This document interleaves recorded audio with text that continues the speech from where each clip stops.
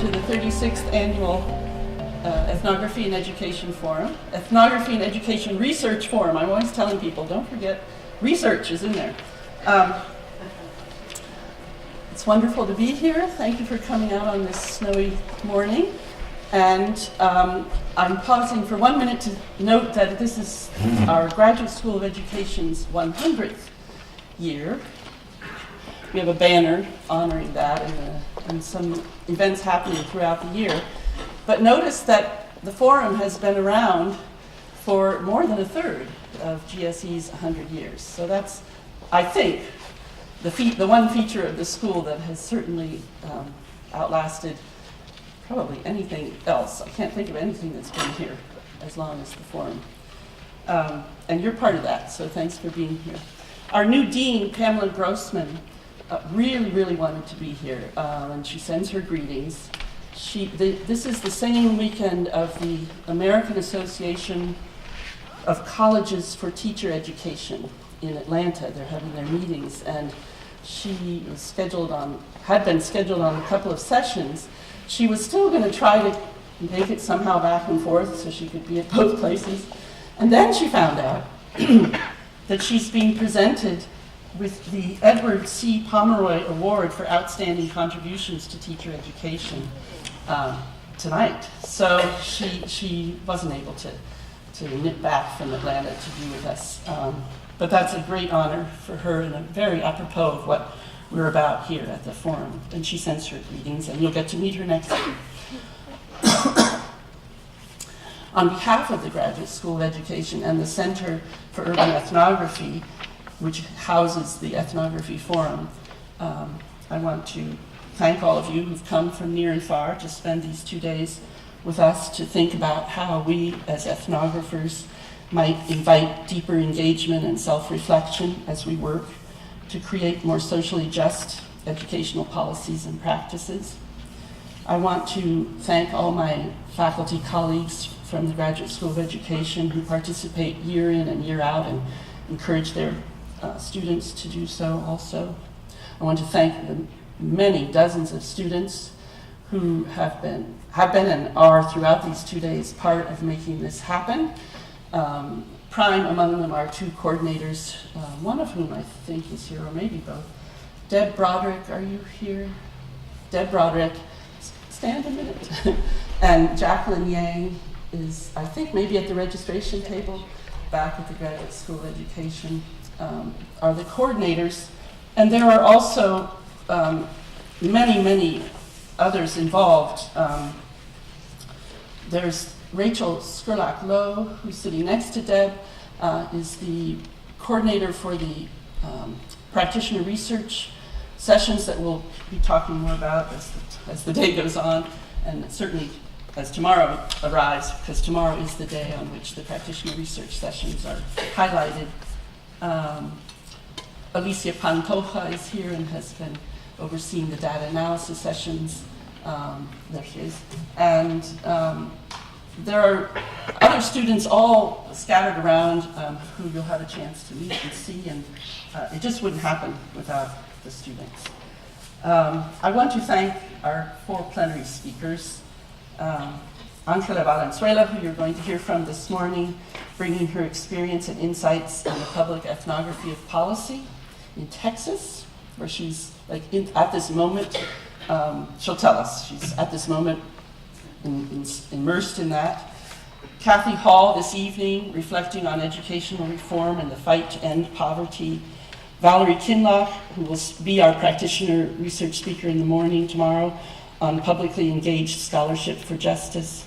And I do want to offer a very special welcome to Mary Berryman, who's sitting right here, who has come all the way from New Zealand to be with us and help us think about methodological alternatives and modes of collaboration in ethnographic research on education, and in particular with Indigenous and other minoritized communities, based on her own really extensive experience as a Maori researcher working with Maori communities in New Zealand.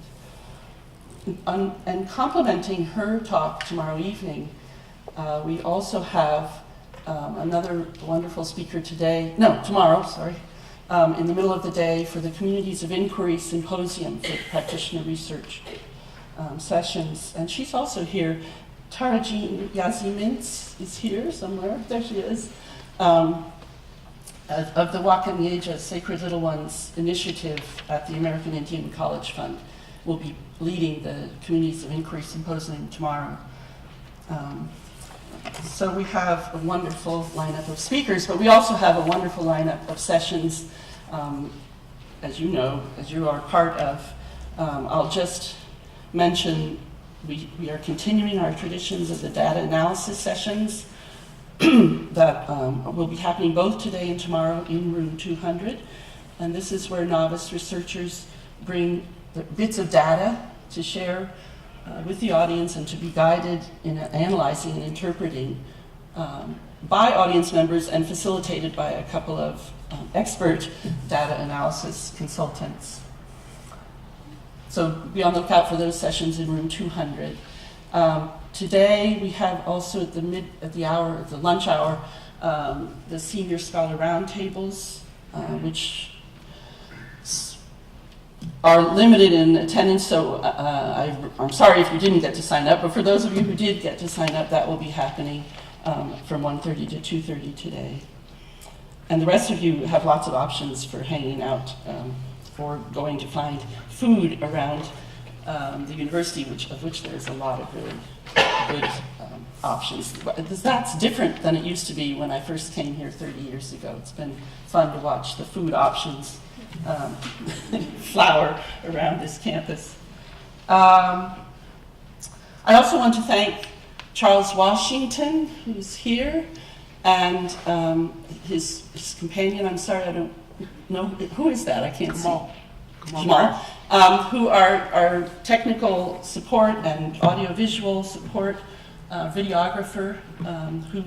Charles is the one who's responsible for the talks. If you've happened to look online, we post the plenary talks. They're up there from past years. You can see them. So if you haven't checked that out, please do. He does a marvelous job. Just a few more announcements. Please, these are sort of like my official conference organizer announcements. There is a packed schedule of sessions, as you've seen, so we have to try to keep to the schedule, which means that each presenter has really 15 minutes with a few, 2 or 3 additional minutes for question and answer, and then if you stick to that, that leaves a little bit of time at the end of the session for some general Q&A. We do, in many cases, have a chair assigned that will help you keep the time. But if by any chance you're in a session that has no chair, we ask the last presenter to serve as timekeeper, and we ask the other presenters to please make the last presenter's job easy so that everyone has enough time. We have an amazing breakfast over at the Graduate School of Education. If you didn't find it yet, you can find it after the plenary talk and before the next session. Just wear your ID so that that's your ticket of entry to the events and to the dinners and receptions that we have here. And all the plenary sessions will be in this room. So we have this morning, another one this evening at 6:30, tomorrow morning at 8:30, and tomorrow evening again at 6:30. This evening, if you get here at around 6, there's a little reception, some wine, and a few snacks to get you, comfortable for the 6:30 talk tonight. So I think that's all I need to mention for now. I know that we want to get to the business and to talk about ideas and share our experiences, which is what the forum is all about. It's a really exciting time. I know around the school all week we were saying to each other, the forum is coming, the forum is coming. So we're ready to begin. And I'm going to ask my colleague Nelson Flores, who's a professor with me in the Educational Linguistics Division here, to introduce our first speaker, Angela Valenzuela. Nelson.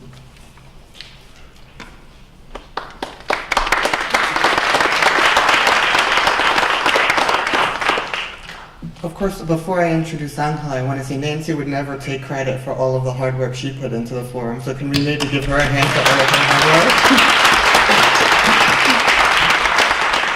work? It's my pleasure to introduce Dr. Angela Valenzuela. Dr. Valenzuela is currently professor in both the Educational Policy and Planning program within the Department of Educational Administration and the Cultural Studies and Education program at the University of Texas at Austin. She also serves as the director of the University of Texas Center for Educational Policy and is the national director of the National Latino Education Research Agenda Project. Her research over the years has spanned various topics with a primary focus on the intersection of Latino education, immigration, and educational policy. My first introduction to Angela was through her academic work. As an undergraduate at Swarthmore College, I was assigned her book, Subtractive Schooling, U.S. Mexican Youth and the Politics of Caring, a book that won the 2000 American Educational Research Association Outstanding Book Award. In this book, Angela documents the ways that mainstream schooling practices of a large comprehensive high school in Houston, Texas, systematically stripped or subtracted the cultural resources of Mexican and Mexican-American youth. This book provided an important counter-narrative to the deficit discourses that permeate mainstream representations of Latino youth, showing that it was schooling practices, one that continued to treat the cultural background of Latino youth as a liability as opposed to as an asset in educational programming, that was the problem. Yet what stuck with me the most about the book was the alternative that Angela proposed, which in many ways was simple in its intelligence, the development of authentic forms of caring that built on rather than denigrated the cultural resources of the youth that she was studying. Her critiques of the institutional racism of mainstream schooling, along with her calls for an alternative, continue to be relevant today. One way that subtractive schooling continues to manifest itself is through the use of high-stakes testing that both devalue the cultural resources of Latino and other minoritized students and are also used to punitively punish schools that serve these students while failing to address the systematic disinvestment in these communities. It should therefore come as no surprise that Angela has spent a large amount of her research studying the detrimental impact of high-stakes testing on these communities. This included an edited volume, Leaving Children Behind, How Texas-Style Accountability Fails Latino Youth, as well as several peer-reviewed articles on the topic. Yet her work in this area has gone far beyond writing scholarly articles and books. As director of the Texas Center for Education Policy, Angela successfully led efforts to successfully remove high-stakes testing as the primary basis for decisions pertaining to grade retention and promotion for third graders in Texas schools.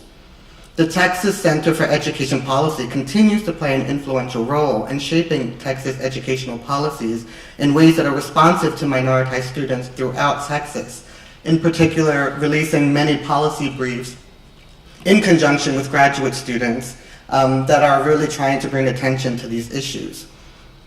A major goal of this work is to develop a community-based accountability system that includes all relevant stakeholders and develop holistic systems for ensuring that all students receive the supports that they need to be academically successful. Angela is not a scholar who simply talks the talk about doing right for Latinos and other minoritized students. She also walks the walk by ensuring that her research is used in ways that benefit the communities that she has dedicated her career to serving. In graduate school, I had the good fortune of getting to know Angela in person. My dissertation advisor invited me to a regional meeting of the National Latino Education Research and Policy Project. She kept telling me that Angela was coming, the director of the national office. It was only later that I realized that she was talking about Angela Valenzuela, and then I had kind of the nerdy kind of like, that we have when we find out that we're going to be meeting people whose work we really admire. And sometimes when you meet those people, it can be very disappointing. It was not disappointing when I met Angela. Sometimes when we meet our academic rockstars, right, they don't live up, but Angela surpassed all of my expectations. She not only proved herself to be an amazing scholar with a strong passion for social justice, but was also a sincere listener who valued the perspectives of colleagues and students. I have not come across her as much as I would have liked to since first meeting her, but the few times that I have seen her, she always remembered me, which of course is always very kind of like, oh, she remembers me. But she always asks about my work and provides me little nuggets of insights and advice that may seem very mundane to her, but are really important to me. I mean, we were just having a conversation right now where I feel like I learned so much just for talking with her for a few minutes. And I want to end by giving Angela a personal thank you. Angela, your push for the development of Latino spaces within academia have opened doors that would never have been open to me or other emerging Latino scholars who now stand on your shoulders. Your refusal to accept deficit narratives of Latino communities have provided a foundation for me to build on in my research. And your tireless activism to improve the lives of Latino children has provided a model of scholarly activism that I hope to follow. Ladies and gentlemen, I introduce Angela Valenzuela.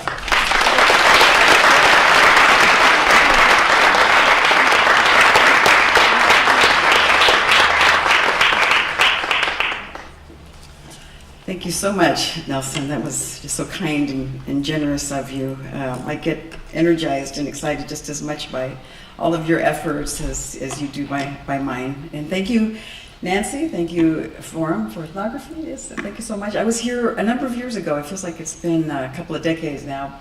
Can't remember, but it's been a long time. And at the time that I was here, I was writing my book, Subtractive Schooling, and recall being very lost in my data and my analysis, and there was all this stuff about caring and how was I to unpack caring, and so the forum was very important to my own development and my process at a real critical juncture in that work.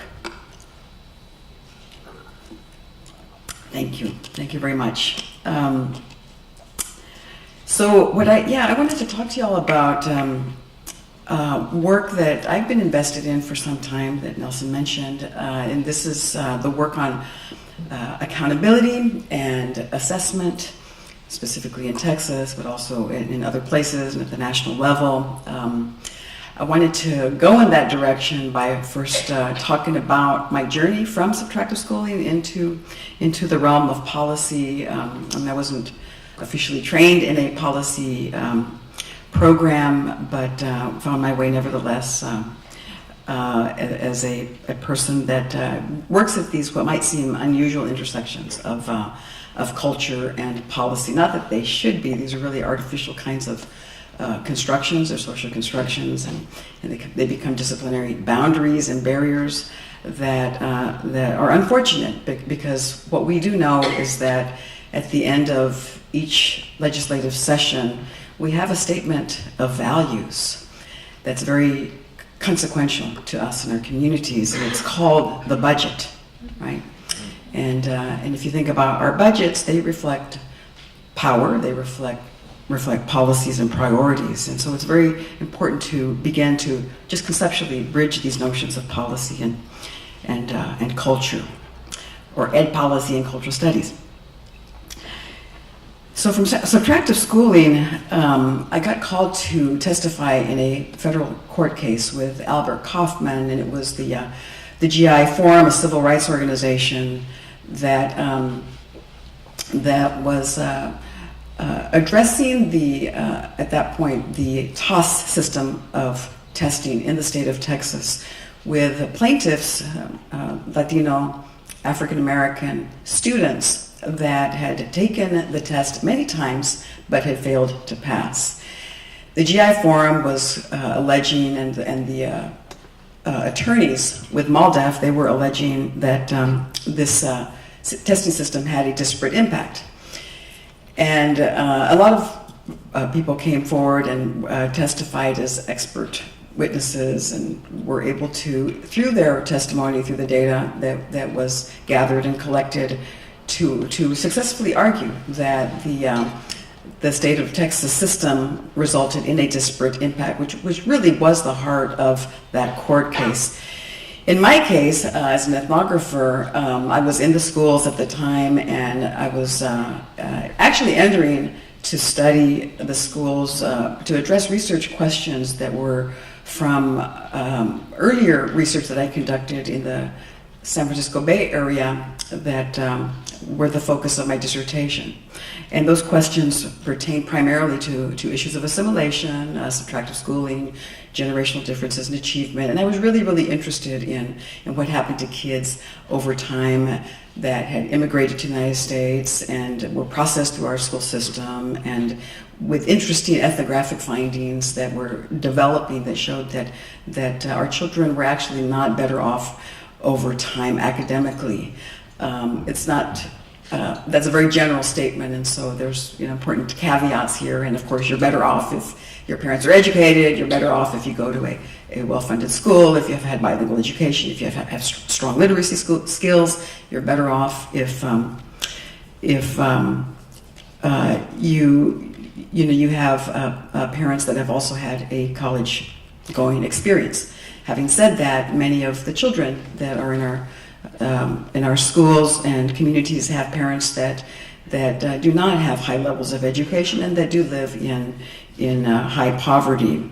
I do want to make note of, and maybe you all saw that report that just came out this week out of Toronto that shows that in Texas we have among the top 4, we have the highest concentration of inequality gaps in terms of income in 4 cities in the state of Texas. Unfortunately, Austin's at the very top. Austin, where I come from, is at the very top. I believe it's also Dallas, San Antonio, and Houston. It's really, really, really sad, and it's unnecessary. What I want to say about poverty, and real quickly, because that is the theme of this conference, is that there is a lot of discourse on grit. Someone might even look at my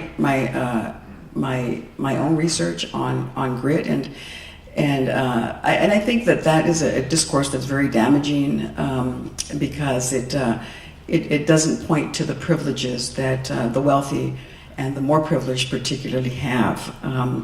Having said that, what I did find among first-generation immigrant students in my work was that, yes, a lot of them did come from poor families, but if they were also schooled in Mexico, if they had some schooling experiences that took them beyond the 8th grade, then we do benefit in this country from investments made in Mexico, particularly by the parents, but also by the state in academic attainment and achievement there.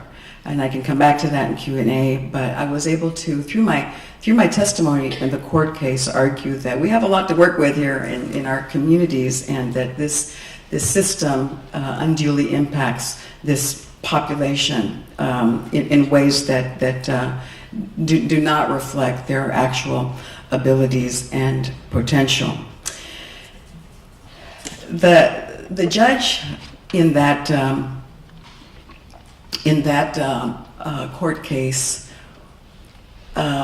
it was really unfortunate because his ultimate decision actually agreed with the plaintiff's arguments, the expert witnesses, which addressed disparate impact. But what he concluded was that this disparate impact still did not reach a constitutional level of harm. And by that he meant that the students under the TOS system of testing had been given many opportunities to take the test, and so the state had basically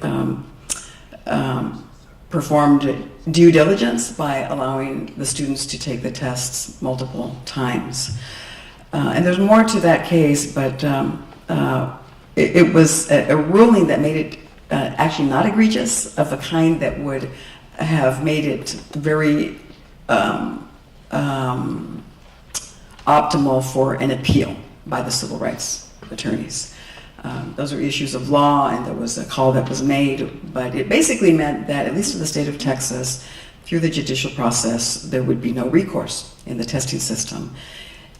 It was very disheartening, as you might imagine. It was terrible news for the civil rights community. We argued what we felt needed to be argued in terms of the disparate impact argument. It's clear that there are these savage inequalities that that play out regularly, that impact our African American, our Latino, our special education, our English language learner subpopulations. And of course, these are growing populations. Texas in the public school system is now majority minority, 51% and growing. And in the early grades, we have this demographic bubble of children, mostly Latino children, that are coming through that are particularly impacted by the system.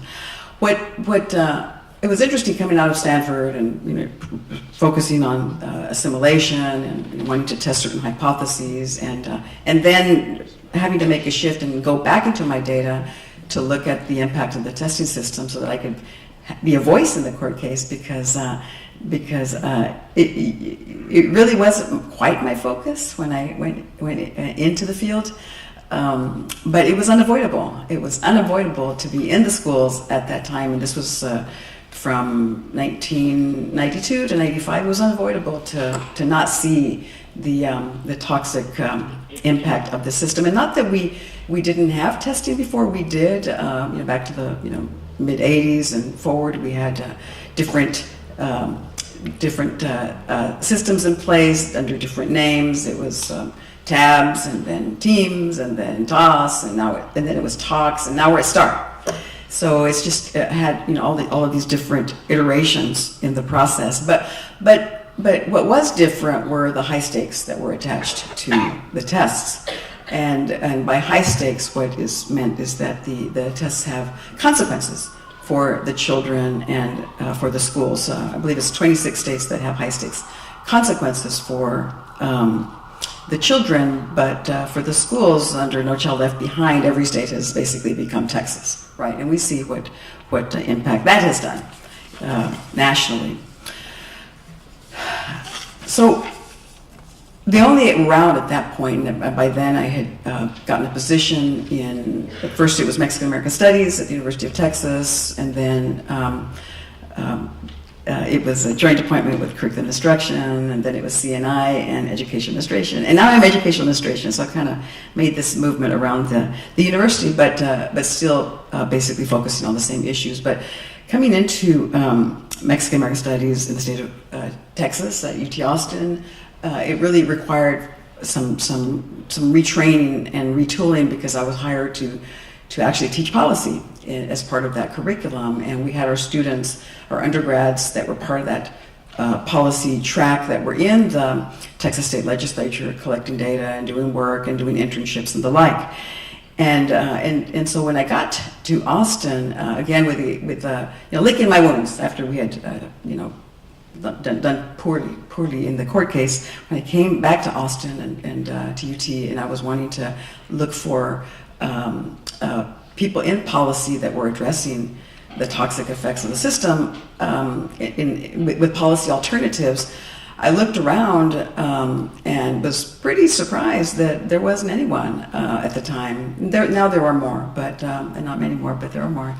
But at the time, there weren't many, other than students and certain legislative staff, and beyond that, it was pretty discouraging. We're located in the College of Education in the Sanchez Building, literally across the street from the State Board of Education, and some of you know about our Texas State Board, right? And it's extremely conservative, and we're not regularly a part of that. Again, there's more now. There's more involvement now than there has been, but I would say that I'm not characterizing anything that's probably very extreme either for Pennsylvania or any other state. We're just simply not there as academics. We're in our conferences, we're at AERA, and there's this terrible gap between those of us in education and those of us in doing the work that really ends up determining our own fates and our community's fates in so many ways. Our colleges of education are also the most legislated colleges within the university campus, and we don't have a whole lot to say about that, and that's really interesting to me as well. We often act like abused children in our colleges and don't realize that we're actually not at that place, at that position, at the writing of actual policy that directly impacts us. I mean, that's interesting, right? We're guided by policy frameworks, and we're not there. So, I mean, I was disappointed, but I thought, well, okay, 5 blocks down is the Texas State Legislature. I want to be involved and just see what we can move, what we can shift here. And it was very open-ended, and again, lost and trying to find my way into policy, retooling, reading policy texts, and reading about the history of and context of policy in Texas, and with my own students helping me to find my way through that context. And because of earlier policy work that I had been involved in Houston, I was also able to get involved in the Texas Legislature immediately. Again, it doesn't mean I knew what I was doing, but people are looking for warm bodies. I mean, actually, warm bodies. Anyone with an analysis, with a mind, with a passion to weigh in on policy issues, and so thus was my exposure, my beginnings. My humble beginnings in the Texas State Legislature. I come out of subtractive schooling. I'm an ethnographer, and I'm also coming out of the court case. I'm wanting to make a shift. I download onto my hard drive, the accountability code that governs Texas accountability, right? And I changed it. And it was in a flight from somewhere to somewhere. I thought, well, let me just make this a different kind of system. And by then I knew how to find it and to download it. And I changed our high stakes testing system to a holistic assessment one. It felt pretty empowering. You should try that sometime. Just download your own statute and change it and make it to what you want it to be and what you want it to look like and how it should read. And then I went back to the attorney, Al Kaufman, who also was making that shift from the court case to the legislature. And I told him, look, I mean, here's an alternative. Maybe we can work on this. And so he took it, he liked it, and found a state representative, Dora Olivo, who was on the Committee on Public Education in the House at the time. We're talking about 2001. Who was the only one who was a teacher, had experience as a teacher, who had passed the previous accountability legislation, but who realized that it wasn't research-based, and now we were presenting to her the research, and that the cutoff scores were arbitrary, right? There's nothing scientific about a cutoff score, and it's really fascinating to go and hear the conversations in the legislature, your legislature, any legislature, where the decisions are being made about where to cut off the passing or proficiency rates, as they are very much based on the number of kids that you're willing to lose, frankly. And you'll see these displays, and the state will make a case. Well, if you cut it off here at 60 or at 70. This is who you lose, and it's really uncanny that what was established in the court trial was that those cutoff points also were cutoff points that aligned to race and ethnic differences in test performance, where those differences are maximized. I mean, that was Walt Haney's testimony based on analyses that he did. Some of you might remember Walt Haney and people like George Maddow are progressive scholars that understand the psychometrics of testing that help lay the groundwork, the conceptual, theoretical, and ultimately political groundwork for what we're now trying to do. So she took the bill, Dora Olivo, she took the bill, and I talked to her last night. I was so happy to talk to her last night. I just felt like calling her. And it's been, since 2001, it's been a while, right? And it was very important work that we did. And you always wonder, what your contributions are, right? And the contributions are that as a result of basically trying to propose legislation and advocating, trying to make a difference, and we're talking about, okay, this is like I can't even capture in this talk all of the work that has gone into this, and all of the communities and all of the coalitions and the marches, the rallies, the op-ed pieces, the meeting with the editorial boards of the newspapers, the late night testimonies, because you're marginalized and you're not valued in that space, and so they put you at the very end, and they're trying to get rid of all the people that might advocate against the state by just trying to tire you out, literally, in a space like the Texas State Legislature. The importance of all of that is that you do lay the groundwork for change, so that when an opening comes up, and we can't always know when those openings come up. We just, you can't possibly anticipate that. But when openings come up, then there is that history, right? There's that history of advocacy, of educating. Policy work is educating. That's what it is, and that's what it is for me. It's educating our communities. They're not going to get out there and testify and be a voice without the knowledge base. They're not going to do that, and we're ethical in this space. We're not running for office. We're not trying to build a personal constituency. What we're trying to do is be agents of change, and we also want to pursue legislation that really helps all children. And when you help minority children, you help all children, right? Whenever you expand the rights of women, you help all families and communities. When you expand the rights of gay people, everyone benefits. We're hardly ever hurt by an expansion of rights as a country. We're hardly ever hurt, and mostly we do benefit. And this area of policy is no different. I'll fast forward to what we're working on currently, that again has roots in this history. The accountability is at play right now. There's a Senate bill by Seliger, Senate Bill 149. The Texas Center for Education Policy has been able to weigh into that with a policy memorandum that provides policy options to the state of Texas. Accountability is now not anything that the right or the left likes in its current incarnation.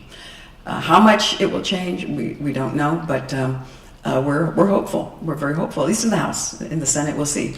We've got very, very conservative folks in the Senate, and so we'll see. We'll see how it goes. But the good thing is that sometimes the left and the right can come together when there's been overreach and things are just that bad, and you've impacted, in particular, the white middle class, right? And so you've got the white middle class parents that the Mothers Against Drug Testing constituency that has a voice, and our civil rights organizations are also mobilized to address this issue. And so what I'm doing and what my students are doing is that we are through qualitative ethnographic methods, we are and what we have been is documenting this process, and we are bringing to the fore the educational research that our communities need to know about, so that they can advocate for a different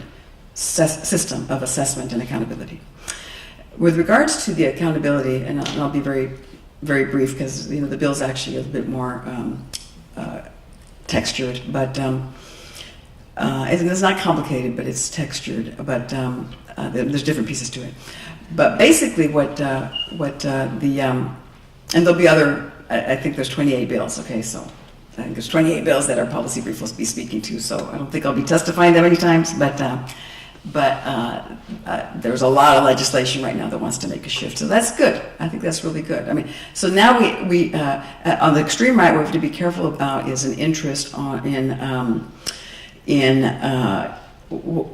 I think what we could call it deregulation, right? And deregulation can be harmful So it's something that sounds really great, which is what you mentioned, Nelson, community-based accountability. I don't know where you got that from, but I'm very careful with that, because I do believe in authentic assessment and community-based accountability in principle, but I'm concerned that it could be hijacked by a right-wing agenda that basically wants to deregulate. They want to deregulate because they don't want the minority civil rights community to have the data that it depends on in order to successfully litigate against the state in the area of school finance.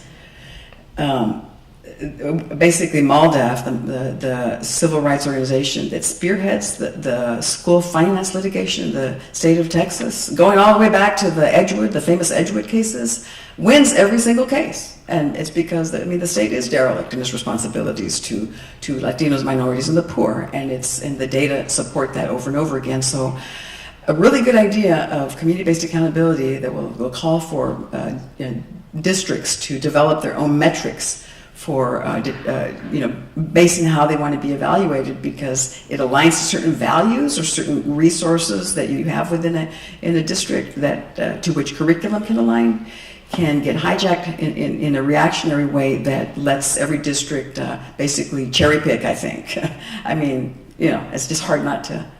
It would be hard not to, I think, to cherry pick on indicators that you think would make you look good in the state of Texas. On the left, I think what we have is different voices. There's some that want to hold on to these metrics in ways that are similar but not punitive, and I think that that would be progress. A less punitive system or non-punitive system is what we call in our policy brief an informational framework on accountability. So it would basically be decoupling the test information from the stakes that are associated with them, both for the schools and the children, right? And for me, I'm always focusing primarily on the children. As part of this decoupling, what could additionally, what we're suggesting in our latest memo, in our latest brief, is that what we could additionally do is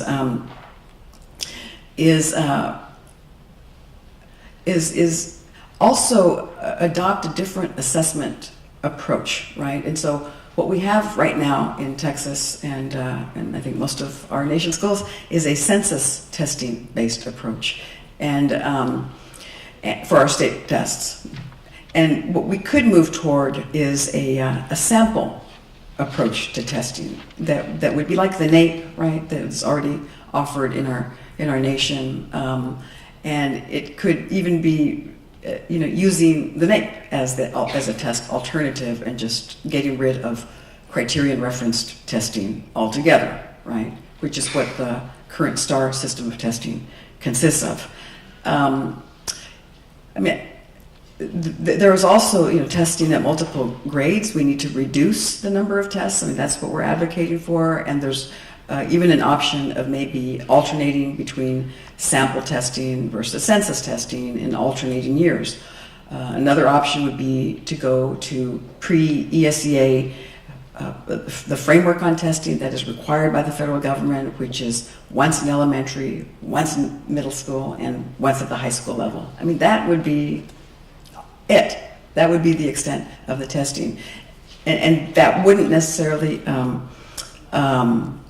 I think, impact Latino and Latino youth in terms of the understanding or English language learners, as long as we're careful to be sure to include all students in the testing system, but still understand these systems' limitations. These tests are in English, right? They're also normed on an Anglo middle class population, and so really they at best check the temperature, right? They check the temperature, which I think in the balance of things, when we look at how our current system is really creating these perverse incentives to lose children and to lose curriculum, that that's a preferred alternative for many of us in Texas in this conversation. We'll see. It's the wild, wild west over there. It's all up in the air, and we'll see what happens. The Seliger bill calls for a grade placement committee at the exit level that administers holistic review, so that children are not evaluated for graduation on the basis of a single measure, a single criterion. And you can look that up on, I have a blog, I think I was working on it last night, and I think I may have posted something to it. And it's really easy to find, Untitled Valenzuela and blog, and I'll have some updates, and we'll continue to provide updates on our testing system therein. And so the other piece of legislation that a number of us are working on, I'm really happy to share with you right now, is addresses the assessment part of it. So you can't address the accountability, right, the census testing, without actually zeroing in on what happens in the classroom. And some of the biggest opposition that we get is, well, you're going to eliminate the system, but then, what are you going to have to replace it? Well, we have it. Okay, we do have it. We have it, and it's taken a while, right, for us to get here, because it's not me, it's not Angela Valenzuela doing this, okay? It has to be our communities. One of the rules of thumb that I live by is that even if you have a great idea that has policy relevance, if you don't have a constituency for it, it's just a great idea, right? And so, you absolutely need to have a community that backs this, that can give voice to it, that believes in it. And that takes time. It really takes time. And people and people also have to feel like it's safe politically. And I'm talking about school districts. I'm talking about district leaders in particular that have to feel that it's safe to be able to rethink their own practice and their own policies. So with this system that we're shooting for, it would begin with a study that would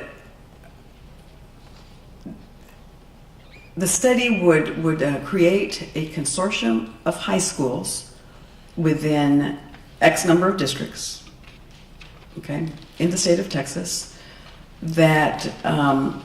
that would eliminate or minimize high stakes testing. I would say minimize to one, and that's what I've said and recommend, to one test, and that would, in their stead, would implement an authentic, ideally project-based learning assessment system, such that if this bill becomes law, and I'm meeting with the Education Commissioner on Monday. I sent him an email last night.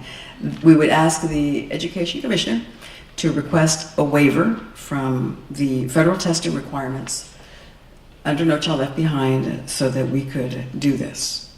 So we have our community that is spearheading this locally in Austin. It's Education Austin, which is the NEA Texas AFT affiliate, working with the Austin Independent School District and the Principals Association to form a learning committee in the wake of this bill's passage that would involve the University of Texas and perhaps other universities, together with the district and our community. And the community would be those that are tied to the specific high schools that would be part of the consortium. There are other districts that are on board. I won't name them, but it looks like it feels good, it sounds good. Our legislator is Representative Mary Gonzalez. She sits on the Committee on Public Education of the House, and we should have a bill number soon. And once we have that, we'll have a press conference and let the world know. So I'm giving you a sneak preview about what we're trying to accomplish. An authentic assessment system is very different from what we have. I've been talking about summative. The system we have is not really geared to what happens at the classroom level. And of course, our teachers aren't geared to it either, because a number of them that are in the teaching profession right now have grown up under this high-stakes testing accountability system. But fortunately, in the universities, we do have people with a memory and with even actual experience in alternative assessment practices and approaches like authentic project-based learning, portfolio-based approaches, etc. We draw inspiration from the New York Performance Standards Consortium schools. Are any of you part of that, the progeny of those consortium schools? Or do any of you know about them? Show of hands. Yeah, I mean, it's really amazing. And if you know about Debbie Meyer's work, right? The power of their ideas, and Central Park East, although I hear they've gone to the dark side, unfortunately. But there's still those schools, and they are at the high school level. So this would be a pilot also in Texas at the high school level, and those schools would be models for what we think we want to accomplish. And you can't just eliminate high stakes testing, right? And I mean, you also have to learn and read and implement and visit and have a process that involves a self-study, that involves a learning community, that involves conversations, meetings. The legislation calls for a statewide task force on assessment, as well as a local task force on assessment. And here's where the authentic learning is really important, the culturally relevant learning, the values-based instruction, where our communities can have some say-so in what actually gets taught in the schools. I mean, ideally, from the teachers that are part of this, they'll come up with their own suggested revisions to their own work, what needs to happen for this kind of system to be implemented. They wouldn't have to worry about the testing, right? They would be only focused on reinventing public education in ways that are processual, right? That are based on relationships. Assessment is not only a process, it's an everyday event. So I, as a teacher, with my classroom, know in real time how every student is doing, right? That's different from an event, right? It's something that it's a process, and it's based on relationships. It's authentic in terms of the curriculum. It aligns to work like Dick Allington and what he suggests about reading, and for example, and that children should read texts that they like and that they read and multiple times, and we should really have children and young people, young adults, focused on tasks that are meaningful to them.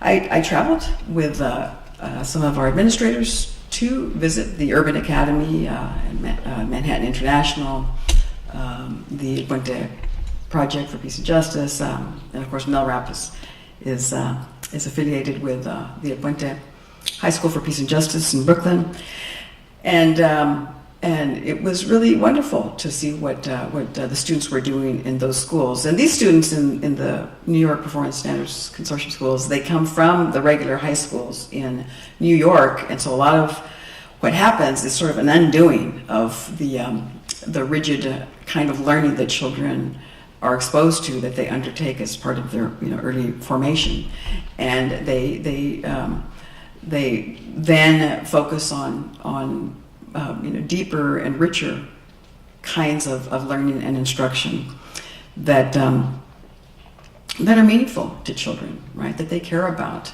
From 12:30 on every Wednesday, students are working on their own individual projects. Sometimes they're in an internship, other times they're doing field work, collecting data, again, in areas that they are very much invested in. And they end up in the junior year taking the one Regents exam that is required as part of this, and then also taking these tests or assessments that they call PBATs, performance-based assessment tests. I mean, this is what we can think about in Texas. This is what we can talk about. And these PBATs align to the areas of curriculum that are required by the state of New York and other states as well, right? Math, social studies, language arts, and science. And so you might do a PBAT in social studies, for example, that, as with one student that I came across, might involve housing policy, right? And that was his focus. I mean, how many high school students are researching housing policy? And he was researching housing policy in New York. And he was just a random student walking by there at the Urban Academy. And I was there with Ann Cook, the principal, and him, and just said hi, and what are you working on? And he shared off the cuff that he's working on housing policy, and that it's in a certain area in New York, and that he was able to find a pot of money that hadn't been spent. And so then the conversation was, well, what do we do? Do we meet with de Blasio or staff? Do we have a convening here at Urban? What do we do to get our community aware, and for the state to also distribute those funds to needy families? And so that was the kind of conversation I had with a junior at Urban Academy. I was blown away. I mean, I'm in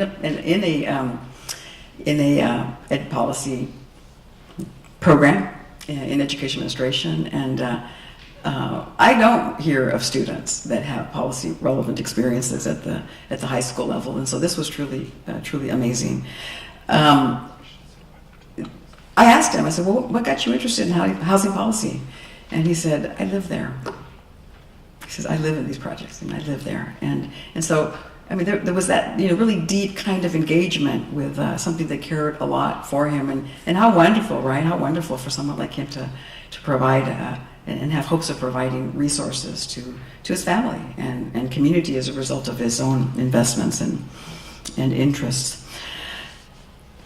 These PBATs become these what would be akin to a doctoral defense, right? You have to defend your work before a community of the teacher or principal designate, and then someone that is a partner to the school, so that it becomes, for doctoral dissertation defenses, basically, that students have to subject themselves to. And if you're in the arts community, there's an arts program that's a consortium school. It's 5, because they also have an arts PBAT.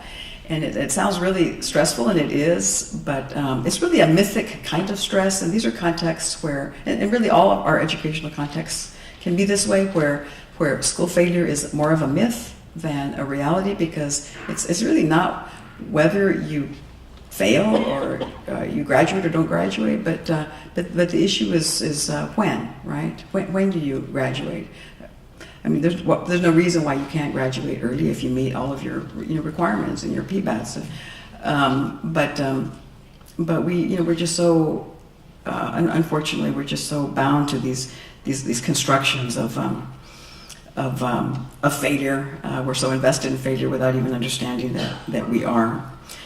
But we need to really reinvent. We need to rethink public education. We think in Texas, largely because of the New York Performance Standards Consortium schools and the inspiration that we've drawn from them, and also from Kentucky. Kentucky is also a source of inspiration. They have a long history in Kentucky with portfolio-based assessment, and there's 3 districts in Kentucky that are also moving towards performance-based assessments. That we have an alternative that is going to be a lot of work. It's going to take time. It'll be a study. It'll involve an evaluation, but that we think that can begin paving the way to a real viable alternative to education in the state of Texas, and hopefully for the nation as well. And with that, I'll just stop and see if you have any questions and any comments. Thank you.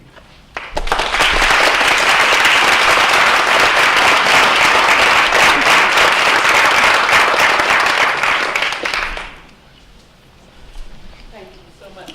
I think, Nelson, you said brilliant in its simplicity or something like that. I mean, I love the way you hone in on the essentials of what assessment and accountability should be about, but also how you slog through the daily or like midnightly, efforts to keep that straight, keep that foremost and work toward making it happen. Thank you. So thank you. That was really inspiring. Yeah, thank you very much.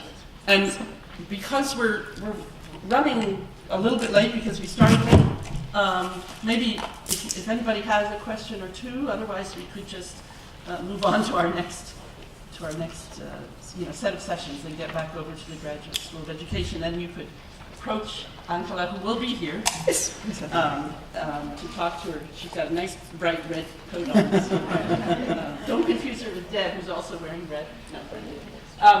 So, anybody have an urgent, pressing question? Yes. There was another hand up there before me. Yeah, I think, did you have a question? Oh, I'm sorry. So I did see a hand up here, but...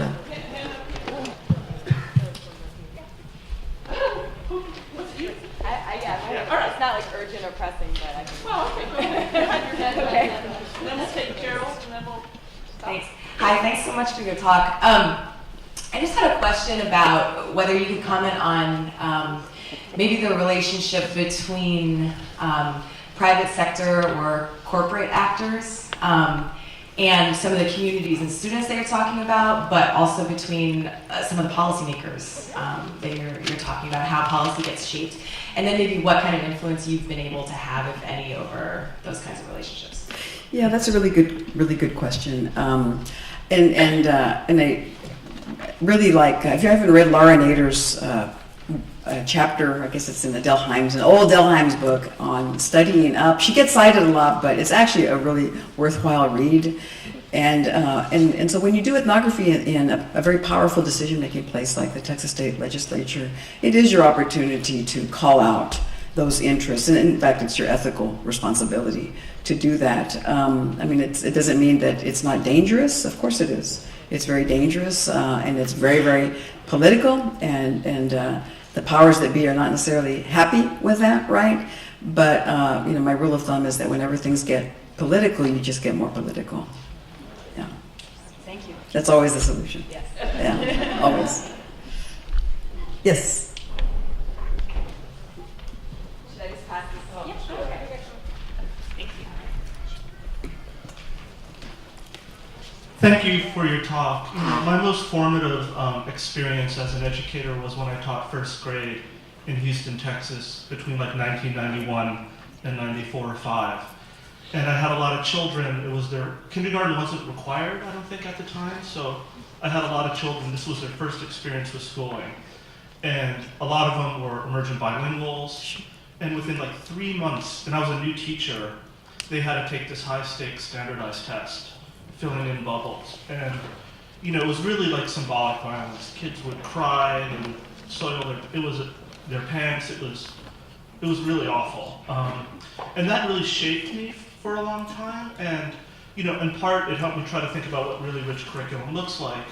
But on the other hand, listening to your talk really pushed me, because I feel like it maybe shaped me in a negative way, where policy was something I always had to duck or work with it and against or deconstruct, Right. but never take on directly.